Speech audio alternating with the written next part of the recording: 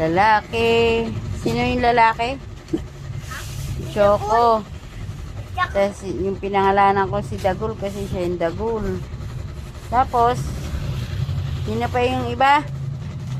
Mapangalan? Vanilla, si Dagul. Choco. Tsaka si Steven. Steven. Bulong mo naman siya. Ano ba? Iban? Ivan. Evan. Evan. Evan. Ba Evan yung sinangalan? Evan, hindi Iban. Steven. Ang gulo mo. Tsaka Steven. Evan nga yun, Evan. Tsaka Steven. Yung Steven, yung pinagsasabi mo, Dudong.